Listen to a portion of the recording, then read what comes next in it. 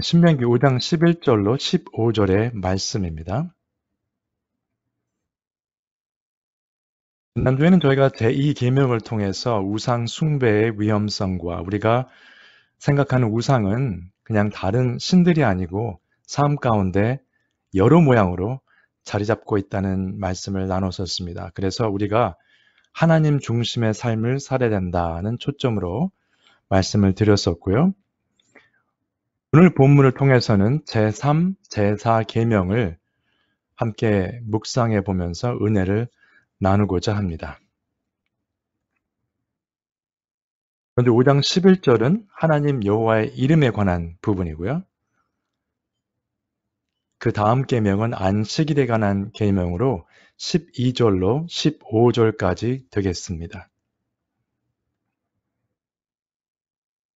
5장 11절에 너는 내 하나님 여호와의 이름을 망령되이 일컫지 말라. 나 여호와는 내 이름을 망령되이 일컫는 자를 죄 없는 줄로 인정하지 아니하리라.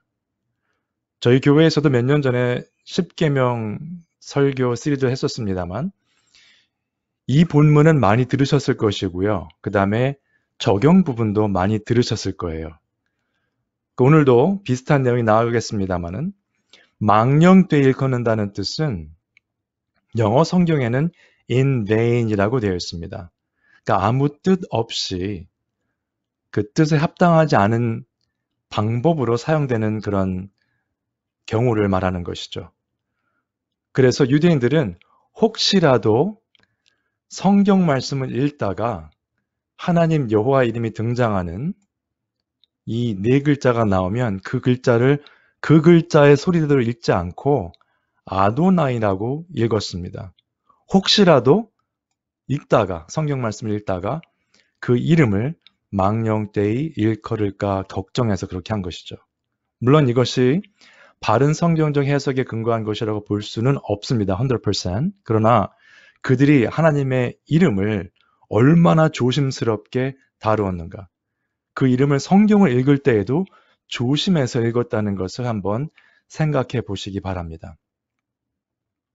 우리가 여호와라고 번역하는 이 하나님의 이름은 사실은 약속의 하나님, 신실하신 하나님이란 뜻이고요. 유대인들이 읽는 아도나이라고 읽는, 그렇죠. 이거 나올 때 아도나이로 읽는데 이 읽는 아도나이의 뜻은 원래 주님, 우리의 주인이란 뜻입니다. 마스터란 뜻이거든요. 그러니까 뜻으로 보면은 맞는 단어는 아니죠. 사실적으로는. 근데 우리는 삶 가운데 이상하게 이런 표현들을 많이 쓰는 것 같아요. 그냥 오 마이까지만 해도 느낌이 벌써 오죠. 그 다음 단어가. 뭐 God, gosh, goodness. 예수님의 이름을 망령되이 일컫는 일들이 부지기수입니다. 아무 뜻 없이 그냥 안 좋은 의미로 한 거 아닌데요 라고 말씀하시는 그 자체도 문제가 된 것은 망령되이 일컫는다는 것이 바로 아무 의미 없이 말한다는 뜻이기 때문에 그렇습니다. 나쁜 의도로 말을 하지 않았더라도 이런 표현들은 주의를 하셔야 돼요. 그런데 Oh my God 하는 이 표현들을 들으시면서 별로 거부감이 안 드신다고 어떤 분이 말씀하시더라고요. 이것을 우리 한국 문화로 한번 비춰보면 이렇습니다. 한국 문화는 자기 부모님의 이름을 함부로 부르지 않습니다. 아버지의 이름이나 어머니의 이름을 다른 분들이 물어봤을 때 대답할 때도 김씨라고 하더라도 정자의 섭자입니다. 이런 식으로 굉장히 조심해서 말을 하죠. 근데 부모님의 이름을 누가 이상하게 부른다던가 안 좋게 사용하면 굉장히 마음속에서 분노가 일어나는 경우들 많이 볼 수 있습니다. 그런데 이상하게 하나님, 여호와의 이름을 부를 때는 아무 느낌이 없다는 것은 조금 문제가 있죠. 그런 맥락으로 한번 생각해 보시면 이게 왜 중요한 문제인지가 조금 더 확실해지실 것입니다. 그리고 아까 아도나이라고 읽는다는 그 하나님의 이름은 이렇게 나왔죠. 출애굽기 3장에 물론 그 전에도 나왔습니다만 정식으로 하나님께서 설명하신 것은 모세에게 이렇게 말씀하셨어요. 나는 스스로 있는 자이니라. 여기서 나는 스스로 있는 자라. 보통 많은 분들이 나는 스스로 있는 자가 하나님의 이름이다라고 설명하시는 경우가 있는데 이것은 꼭 맞는 경우는 아니고요. 왜냐하면 나는 스스로 있는 자라는 것은 그 뜻을 하나님의 이름을 설명한 것입니다. 유대인 관습을 읽으면은 아도나이 아쉘 아도나이가 되는데 이것은 뭐 접속사이기 때문에 who, 뭐 what 아니면 that 영어로 하면 그렇게 되죠. I am who I am. 나는 스스로 있는 자다라는 표현이죠. 근데 어떻게 말씀하셨습니까? 하나님께서 나중에 이르기를 스스로 있는 자가 나를 너에게 보내셨다라. 이름을 물어봤을 때 스스로 있는 자가 보냈다고 하라 말씀하신 것은 그냥 아도나이 한 번으로 족한 것입니다. I am. 스스로 있는 자라는 뜻보다는 I am이 좀 더 문법적으로는 정확한, 좀 근접한 표현이에요. 존재란 뜻이거든요. am, I am. 비동사죠. 문법적으로 보면은. 그래서 이것을 신약에 보시면은 이렇게 나옵니다. 예수께서 이르시되 진실로 진실로 너희에게 이르노니 아브라함이 나기 전부터 내가 있느니라 하시니 그들이 돌을 들어 치려 하거든. 한번 보세요. 아브라함이 나기 전부터 내가 있느니라 하신 부분이 뭐 특별히 돌을 쳐서 정죄할 만큼 무서운 말이었는가? 한글 성경으로 보면은 아주 큰 문제로 보이지 않을 수도 있습니다. 그런데 이 아도나이라고 있는 이 단어가 어원상 아람어와 히브리어에만 등장을 합니다. 주로. 그러면 신약 시대 때 구어체 말하는 거는 아람어였거든요. 엘리 엘리 라마 사막단 이런 게 다 아람어거든요. 그러면 그 아람어에서 I am이란 단어가 되는 것이죠. 히브리어와 굉장히 비슷합니다. 그러므로 이것을 내가 있느니라 영어 성경은 이렇게 해석을 했어요. Before Abraham was, I am. 하나님의 이름이 I am이라고 본다면 아람어로 말씀하셨을 때 그 I am이 blasphemy, 신성 모독죄처럼 들렸던 거죠. 하나님의 이름을 함부로 말했던 것처럼 들렸던 것입니다. 이 사람들한테는 예수님께서 아직 하나님으로 보이지 않았죠. 그렇게 이제 보시면은 성경 말씀을 읽으시면서 이해하시는데 어떤 또 묘미가 있겠습니다. 결국 이것은 언어의 문제로 적용할 수 있습니다. 하나님께서 이런 말을 하지 말라고 하셨던 것은 우리가 사용하는 언어에 굉장히 주의를 기울여야 된다는 그러한 뜻으로 보시면 되겠어요. 전체적으로 이제 적용을 한다면. 세상에서는 이렇게 가르칩니다. 일리가 있는 말이에요. 인생은 내가 말하는 것처럼 살게 된다고 합니다. 말을 퉁명스럽게 하거나 말을 굉장히 슬프게 하시는 분들이 있어요. 한숨만 쉬시고. 삶이 그렇게 간다는 뜻이죠. 세상적인 지혜로운 사람들이 하는 말은. 그러나 성경에서는 이렇게 말을 하고 있습니다. 지혜자의 입의 말들은 은혜로우나 우매자의 입술들은 자기를 삼키나니. 말의 중요성이 있다기보다는 먼저 어떤 사람인가? 이 사람이 지혜자냐, 우매자냐의 차이입니다. 전도서의 말씀이죠. 지혜로운 사람들의 말은 다른 사람들에게 은혜를 끼칩니다. 우매한 사람, 영어 성경에는 fool이라고 되어 있는데요. 바보죠. 우매한 사람들의 입술은 자기를 삼켜요. 그 말 때문에. 삶이 그것 때문에 잘못되는 것입니다. 말투나 말하는 내용이나 그 표정 등 때문에. 그리고 성경 말씀 나아가서 이렇게 말씀하십니다. 무릇 더러운 말은 너희 입 밖에도 내지 말고 오직 덕을 세우는 데 사용되는 대로. 그러니까 안 좋은 말을 하지 말라고 끝인 게 아니에요. 오직 덕을 세우는 소용되는 대로 선한 말을 하여 듣는 자들에게 은혜를 끼치게 하라. 그냥 안 좋은 말을 안 하는 것만 중요한 게 아니고 말을 하되 은혜를 끼치는 말을 하라는 거죠. 덕을 세우는 데 필요한 말을 하라는 겁니다. 다 알고 있는데 잘 바뀌지 않습니다. 라고 말씀하실 수 있어요. 다 이해합니다. 우리의 안 좋은 습관은요. 쉽게 바뀌지 않습니다. 지난주에는 제가 말씀을 드렸습니다만 사람은 바뀌지 않는다. 이런 말씀을 드렸었죠. 하나님, 예수 그리스도의 은혜로 거듭나지 않으면 사람은 바뀌지 않습니다. 그리고 이렇게 알고 있는데 안 바뀌는 것도 마찬가지예요. 힘들거든요.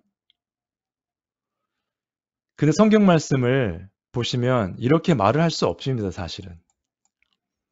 도둑질하는 자는 다시 도둑질하지 말고 돌이켜 가난한 자에게 구제할 수 있도록 자기 손으로 수고하여 선한 일을 하라. 도둑질하는 사람이 저에게 왔다고 한번 생각을 해보죠. 그러면 저희는 그분을 환영할 것입니다. 예수님을 만나면 삶이 바뀔 것이기 때문에. 근데 그분이 그 습관적으로 도둑질을 하기 때문에 이게 잘 안 바뀌네요. 그렇게 말을 하면 어떻게 하겠습니까? 이해합니다. 다 이해하고요. 계속 도둑질을 하면서 사십시오. 그렇게 말을 할 수는 없죠. 그것은 사랑도 아니고 성경에서 가르치는 내용도 아닙니다. 도둑질을 하는 자는 다시 그 일을 하지 말라고 되어 있습니다. 그것을 스탑하는 것을 그치는 것이 아니라 가난한 자에게 구제할 수 있도록 자기 손으로 수고하여 선한 일을 하라.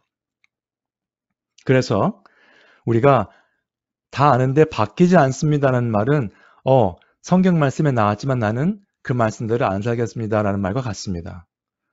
굉장히 조심하셔야 돼요. 어려운 거는 다 이해하지만 이렇게 말씀하시면 안 됩니다. 바꾸도록 하셔야 되고요. 바뀔 수 있도록 하나님의 은혜를 구하시면 하나님께서 선한 일, 덕을 세우는 일, 은혜를 끼치는 일을 할 수 있도록 인도해 주실 줄 믿습니다. 그래서 좀 더 설명을 드리면 못된 열매 맺는 좋은 나무가 없고 또 좋은 열매 맺는 못된 나무가 없느니라. 그러니까 좋은 나무는 좋은 열매를 맺을 것이고 그렇지 않은 나무는 거기에 합당한 열매를 맺는다는 것이에요. 그러니까 언어를 사용할 때 어떤 언어가 중요하다는 것보다는 어떤 사람이 되어야 되는가가 중요한 것이죠. 새로운 피조물이 되었으면 그 새로운 피조물은 새로운 언어들을 사용하게 되어 있습니다. 당연히 따라오는 것이죠. 악행을 하던 자가 새로운 사람이 되면 그분은 선행을 하게 되어 있습니다. 선행 자체에 포커스를 주는 것이 아니라 어떤 사람이냐가 중요한 것이죠. 그래서 선한 사람은 마음에 쌓은 선에서 선을 내고 악한 자는 그 쌓은 악에서 악을 내나니 이는 마음에 가득한 것을 입으로 말함이니라. 하나님의 이름을 아무렇지도 않게 부르는 것은 그 마음 가운데 하나님에 대한 경외심이 없다는 것뿐입니다. 하나님에 대한 경외심과 하나님에 대한 사랑이 있다면 하나님의 이름을 오 마이 하면서 계속 그렇게 아무 뜻도 없는 말을 할 수 없죠. 습관적으로. 이 본문이 재밌는 것은 계속 보시면 비슷한 내용이 또 나와요. 아까 도둑질하는 사람을 하지 말라 말씀하신 것과 같은 내용입니다. 너희는 나를 불러 주여 주여 하면서도 어찌하여 내가 말하는 것을 행하지 아니하느냐. 예수님께서 반문하십니다. 나더러 주여 주여 하면서 왜 내가 하라는 것은 하질 않느냐. 속에 쌓은 것이 나온다, 입에서. 그러므로 선을 쌓으라는 것이죠. 말씀을 통해서, 기도를 통해서 선을 쌓으라는 것입니다. 근데 그것을 하지 않고 사는 게 힘듭니다라고 말을 하는 것이죠, 우리들은. 예수님의 말씀을 한번 묵상해 보시기 바랍니다. 이제 안식일 이야기입니다. 12절로 시작하는데 15절을 먼저 보도록 하겠습니다. 여기 보시면 너는 기억하라 라 시작합니다. 너는 기억하라. 내가 애굽 땅에서 종이 되었더니 네 하나님 여호와가 강한 손과 편 팔로 거기서 너를 인도하여 내었나니 그러므로 네 하나님 여호와가 내게 명령하여 안식일을 지키라 하느니라. 어떻게 보면요. 안식일에 초점이 있는 것이 아니고 하나님 여호와가 어떤 분인가가 초점입니다. 하나님 여호와를 기억하시면 안식일을 지킬 수 있게 될 것입니다. 안식일 이야기는 창세기 이미 나왔죠. 하나님께서 6일 동안 천지를 창조하시고 7째 날에 안식하셨다. 나옵니다. 그래서 처음 나오는 것은 아니지만 하나님께서 이것이 중요하기 때문에 다시 말씀을 하신 거라고 보시면 되겠습니다. 계명으로서. 자, 이제 12절입니다. 네 하나님 여호와가 내게 명령한 대로 안식일을 지켜 거룩하게 하라. 엿새 동안은 힘써 네 본 일을 행할 것이나 7째 날은 네 하나님 여호와의 안식일인즉 너나 네 아들이나 네 딸이나 네 남종이나 네 여종이나 네 소나 네 나귀나 네 모든 가축이나 네 문 안에 유하는 객이라도 아무 일도 하지 못하게 하고 네 남종이나 네 여종에게 너같이 안식하게 할지니라. 우리가 쉬는 것은, 안식을 취하는 것은 이해를 금방 할 수 있는데요. 그때 당시에 처음에 이 말씀이 선포되었을 당시에 구약 시대의 상황을 보시면 남종이나 여종 또 가축들은 나의 소유로서 나를 위해 일을 해야 되는 존재들입니다. 그런데 그 모든 것들을 다 일을 쉬게 한다는 것이죠. 그러면 나에게는 손해가 가는 일이잖아요. 하나님께서는 그때에도 지금과 비교할 수 없을 정도로 가진 게 없는 때였죠. 물론 아브라함이나 이런 사람들처럼 가축이 많았던 부자가 있었습니다만 그들의 삶이 지금 우리 현대인의 삶과 비교가 되겠습니까?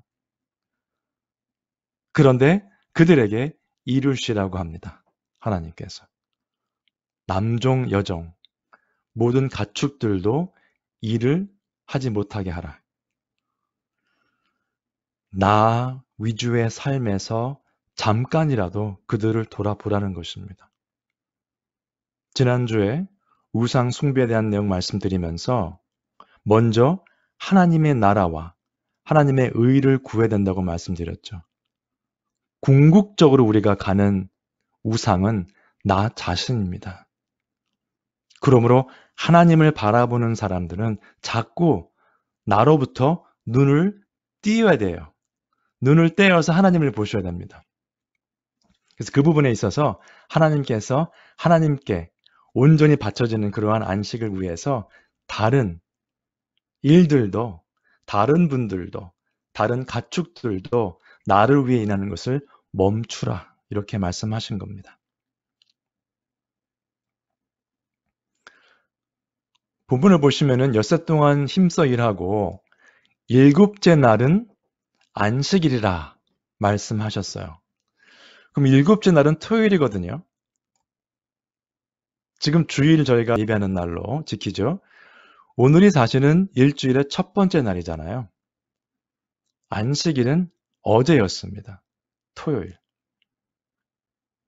그래서 어떤 분들은 이것 때문에 argue를 많이 하세요. 토요일이다, 주일이다. 근데 안식 후 첫날이라는 표현들이 신약에 등장을 합니다. 우리가 말하는 주일이죠.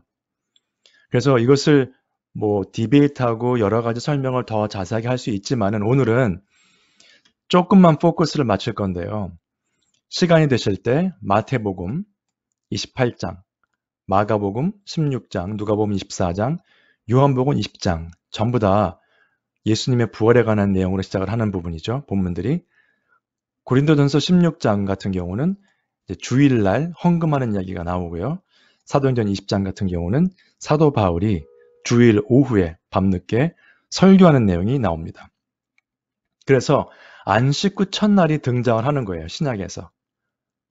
예수님께서 부활하시기 전까지는 안식 후 첫날에 모이고 안식 후 첫날에 뭘 했다는 기록이 없고요. 주로 안식일 날 회당에 가셔서 말씀하신 부분이 나옵니다. 자, 그럼 오늘은 누가복음과 요한복음을 조금 인용해서 안식 후 첫날에 관한 이야기를 한번 살펴보겠습니다. 누가복음 24장입니다. 성경 말씀 지금 가지고 계신 분들 한번 펴시면 좋겠어요. 누가복음 24장을 펴시면 이렇게 시작합니다. 안식 후 첫날 새벽에 이 여자들이 그 준비한 향품을 가지고 무덤에 가서 예수님을 찾죠. 그리고 예수님이 부활하신 사건을 듣고 제자들에게 달려갑니다. 안식 후 첫날입니다. 주일이죠. 그러면 유명한 엠마오로 가는 두 제자 이야기가 13절에 나옵니다. 같은 누가복음 24장이죠. 그래서 엠마오를 가는데 이 일이 언제 일어난 일일까요? 그날에. 안식 후 첫날 그날에 일어난 일이에요. On the same day. 그 제자들이 두 제자가 엠마오로 가는 길에 예수님을 만납니다. 걱정하면서 예수님께 어떻게 이런 사건을 모르느냐 이야기를 하니 예수님께서 이렇게 말씀하시죠. 이르시되 미련하고 선지자들이 말한 모든 것을 마음에 더디 믿는 자들이여 그리스도가 이런 고난을 받고 자기의 영광에 들어가야 할 것이 아니냐 하시고 좀 꾸짖으신 거죠. 좀 야단을 치시고 이에 모세와 모든 선지자의 글로 시작하여 모든 성경에 쓴 바 자기에 관한 것을 자세히 설명하시니라.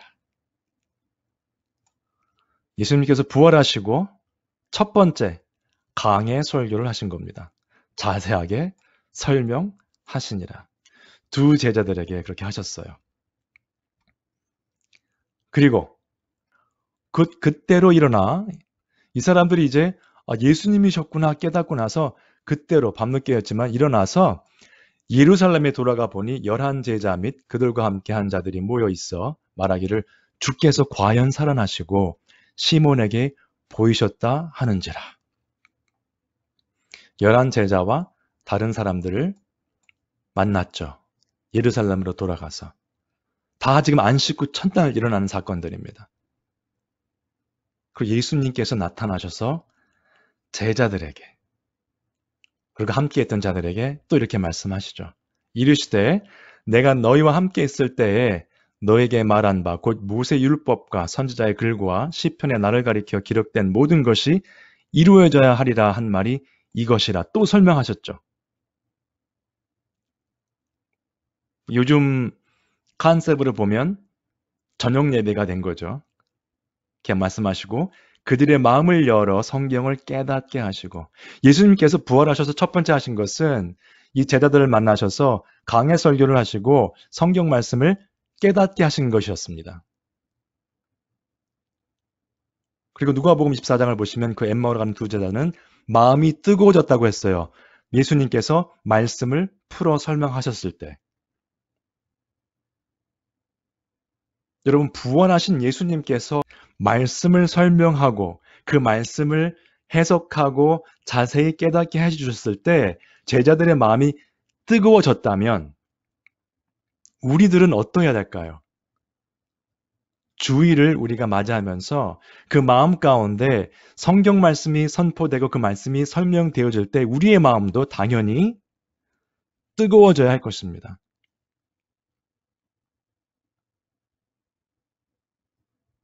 요한복음 예를 하나만 더 들도록 하겠습니다. 안식 후 첫날 일찍이 아직 어두울 때 막달라 마리아가 무덤에 와서 돌이 무덤에서 옮겨진 것을 보고 요한복음 20장 1절의 말씀이죠. 그 다음에 26절에 이렇게 나옵니다. 여드레를 지나서 제자들이 다시 집안에 있을 때에 도마도 함께 있고 문들이 닫혀 있는데 예수께서 오사 가운데 서서 이르시되 샬롬 하신 거죠. 너희에게 평강이 있을지어다 하시고 여기서 여드레라는 표현은요. 제가 여러 가지 리서치를 해봤는데 결국은 안식 후 첫날 일주일 뒤입니다. 우리 지금 현대 표현으로 보면. 그러면 이 주일에서 부활주일 그 다음 주 주일을 말하는 거예요. 근데 그 다음 주일날 제자들이 다시 집안에 있을 때에 도마도 함께 있었다.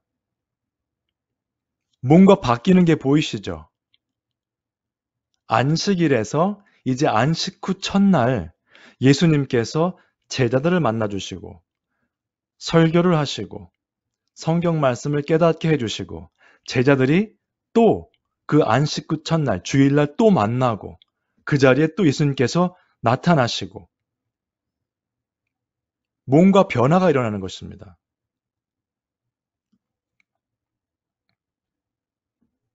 그리고 참고로 보실 것은요.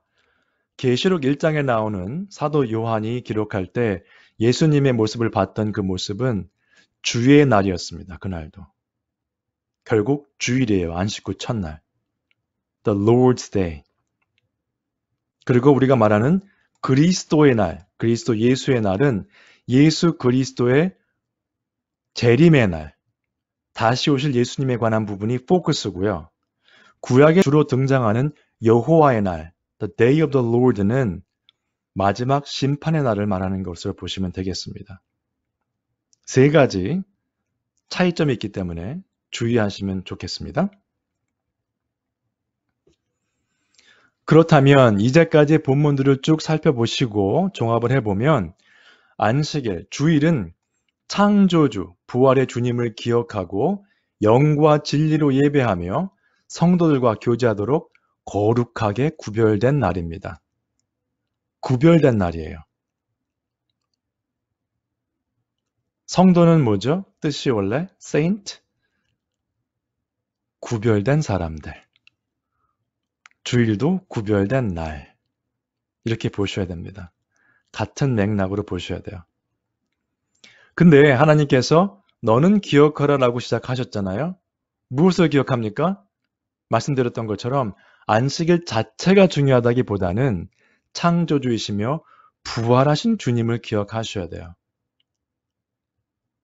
그러므로 사실 안식 후 첫날의 사건이 복음서에 기록된 것을 근거로 보시면 매 주일은 부활의 주님을 기념하는, 부활의 주님께 감사하는, 부활의 주님을 즐거워하는 날이어야 합니다. 다른 것도 많이 포함되지만 무엇보다도 부활하신 예수 그리스도를 즐거워하고 감사하고 경배하고 예배드리는 날이어야 하는 것입니다. 그런데 많은 분들이 주일을 못 지키세요.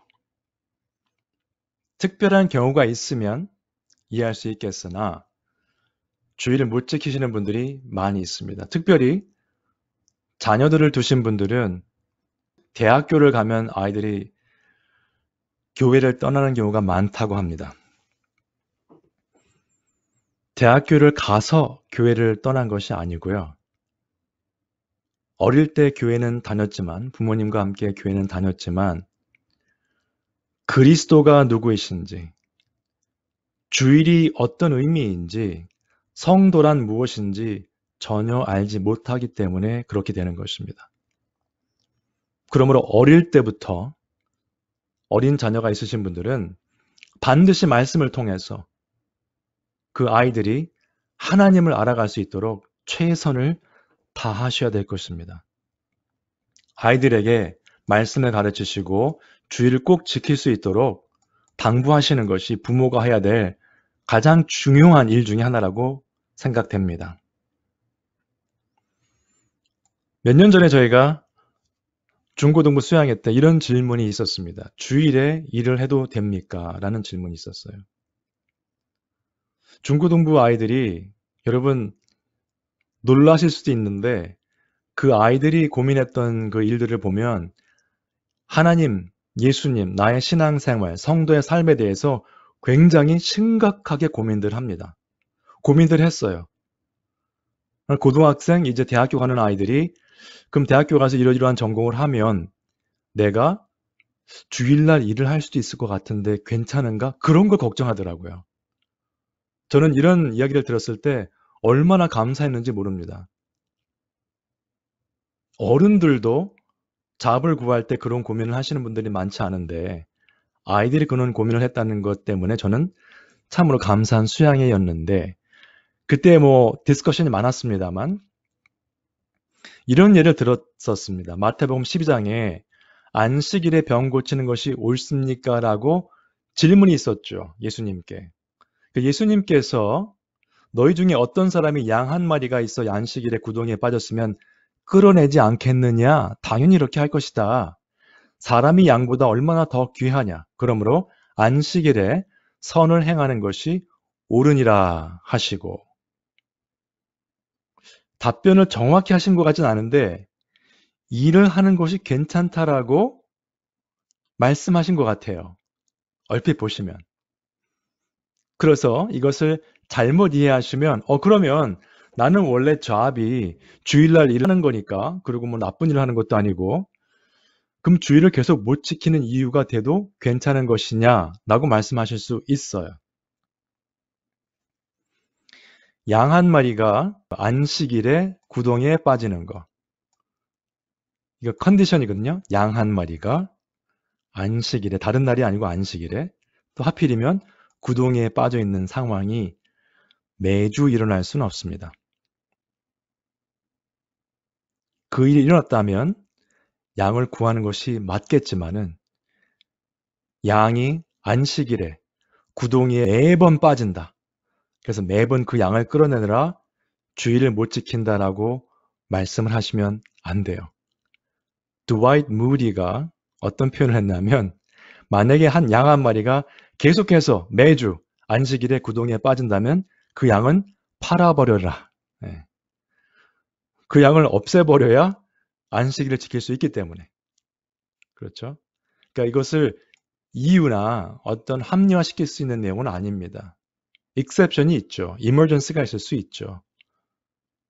그럴 때는 일을 해야 되겠으나 우리가 주일을 정기적으로 빠지면서 다른 것을 하는 것은 맞지 않습니다.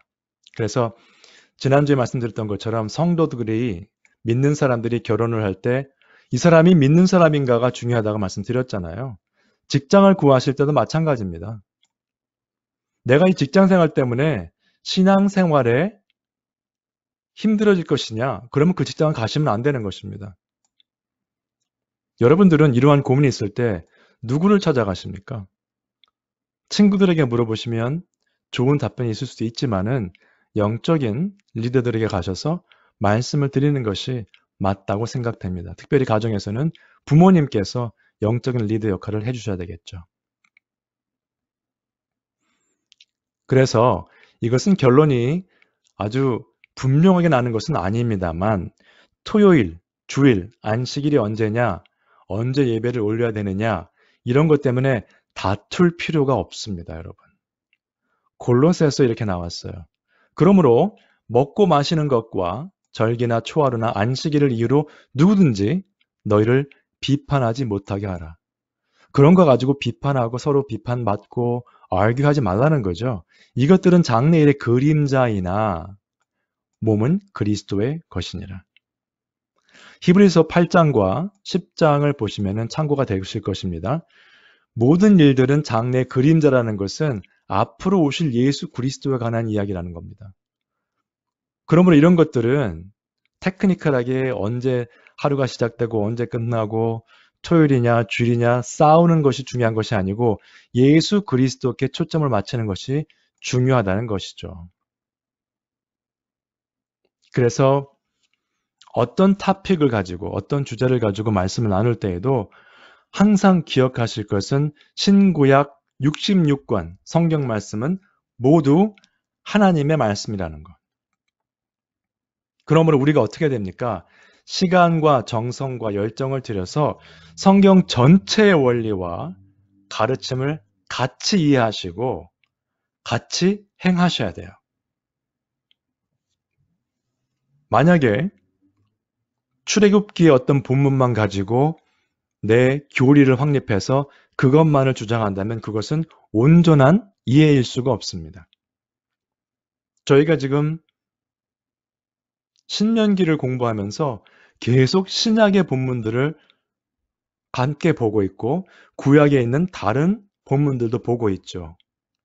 왜 그런가 하면 성경 전체가 하나님의 말씀이기 때문에 그 전체를 가능하면 크게 큰 그림을 놓고 봐야 된다는 것입니다. 이렇게 하지 아니하시면 신약의 어떤 특정한 본문만 보실 수 있고요. 구약의 어떤 특정한 본문만 보고 나 스스로 엉뚱한 하나님의 모습을 믿게 됩니다. 그것이 바로 우상이죠. 꼭 carved image, 어떤 우상을 만드는 것이 문제가 아니고 마음속에 있는 상상 속의 하나님도 우상이라고 말씀드렸죠. 그래서 성경 전체를 보시는 눈을 키우시는 것이 상당히 중요합니다. 우리의 신앙생활의 발전을 위해서요. 그래서 우리는 매일 예배하는 삶을 살아야 될 것입니다. 물론 안식일, 주일, 특별히 구별된 날이긴 합니다만 우리의 자세는 매일매일 예배하며 하나님과 동행하는 삶이어야 합니다. 그러면 여기서 우리가 하루를 어떻게 마무리하는가 한번 생각해 보고자 합니다. 일반적으로 하루를 잘 마무리하기 위해서는 적어도 취침하시기 한 한두 시간 전부터는 이 컴퓨터나 이런 일렉트로닉을 다 끄셔야 돼요. 전화도 이머전시 콜이 아니면 보실 필요 없습니다. 한두 시간 전에 컴퓨터 이런 스크린을 안 보시고 이제 말씀을 묵상하신다든가 기도하신다든가 식구들과 대화를 한다든가 이런 식으로 시간을 보내시면서 하루를 마무리하셔야 잠을 잘 주무실 수가 있어요. 취침하시기 바로 직전까지 뭐 전쟁 막 다 파괴하고 막 부시는 무비를 보시면 잠이 금방 안 듭니다. 그래서 하루를 이렇게 미리 준비하시면 바로 이것이 다음 날을 준비하는 삶이 되는 거죠. 그래서 하루를 잘 마무리하시고 또 그 다음날 프레시하게 일어나셔서 하루를 또 심차게 살아가실 수 있을 것입니다. 그러면 한 주, 일주일은 어떻게 마무리하는 것이 맞을까요? 이것을 위해서 구약의 하루를 한번 보고 싶습니다. 구약적인 개념으로 보면 오늘 해 지는 시간부터 내일 해 지는 시간까지가 하루죠. 아침부터 저녁까지가 아니고 우리가 지금 말하는 저녁, 내일 낮에까지가 하루죠. 창세기를 보시면 저녁이 되고 아침이 되니 첫째 날이라. 꼭 지금도 이렇게 해야 된다는 뜻은 아니지만은 구약의 컨셉을 한번 보는 겁니다. 그렇다면 주일은 언제 시작하는 건가요? 구약의 컨셉을 보시면 우리가 말하는 토요일 저녁부터 시작입니다. 토요일 저녁부터 그 다음 주일날 해 지는 시간까지가 주일이에요. 그럼 토요일 저녁에 잠자리에 드실 때는 이미 주일을 시작하신 상태에서 들어가시는 겁니다. 그러면 한 주를 잘 마무리한다, 주일을 준비한다는 것은 언제부터 시작돼야 될까요? 적어도 금요일 저녁부터. 물론 토요일 날 일하시는 분들 있는 거 알고 있습니다. 그러나 마음에 준비를 하시는 거죠. 금요일 저녁부터 주일을 바라보시면서 준비하시는 거예요. 잠을 잘 주무시고 지난주에 읽었던 본문, 이번 주에 말씀으로 지정된 본문 양쪽을 다 보시면서 묵상하시고 또 오늘은 하나님께서 어떠한 은혜를 주실까? 이렇게 한번 생각해 보실 필요가 있겠습니다. 그래서 여러분께 한번 제가 제안하고 싶은 것은 오늘부터 한번 기도하시면서 실천해 보시면 어떨까 하는 생각입니다. 하루의 마무리부터요. 매일매일 마무리를 내일을 위해서 취침 한두 시간 전에는 컴퓨터나 이런 것들을 다 끄시고 말씀을 묵상하시고 기도하시고 식구들과 담소를 나누시고 그다음에 한 주의 마무리는 다음 주는 주일 예배를 물론 July 4th라 조금 어수선할 수 있겠습니다만 금요일 저녁부터 한번 시작해 보시면 좋을 것 같습니다. 그리고 이것이 우리가 신명기 이제 8장에도 나옵니다만 모든 것이 우리를 위해서 주신 하나님의 말씀 때문입니다. 하나님께서 이렇게 약속하셨어요.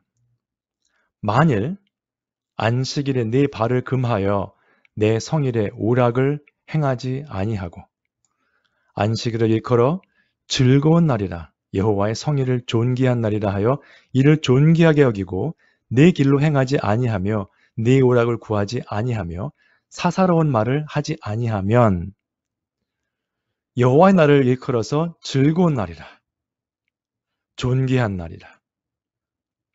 그리고 우리가 하고 싶은 거 안 한다는 거죠. 우리 길로 행하지 아니하고 우리의 오락을 구하지 아니하고 쓸데없는 이야기 하지 않고 그렇게 하면 네가 여호와 안에서 즐거움을 얻을 것이라.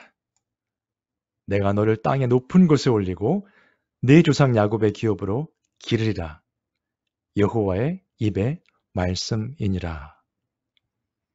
하나님께서 구약시대의 백성들도 그들의 삶이 우리와 같았기 때문에 이런 말씀을 하신 겁니다. 꼭 주일날 뭐를 해야 되죠, 우리는.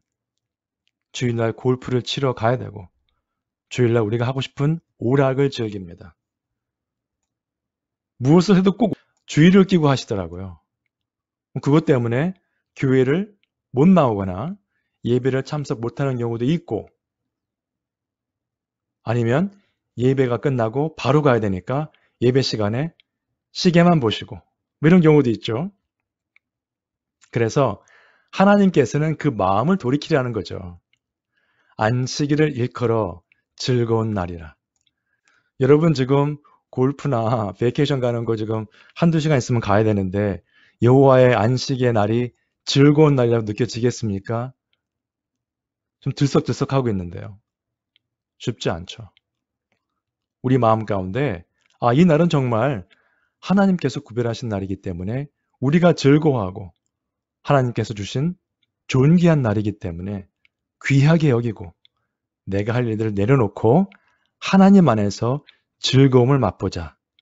이렇게 살라는 것이죠. 근데 이것은 조금 전에 말씀드렸던 성경적으로 하루를 잘 마무리하는 삶부터 시작이 됩니다.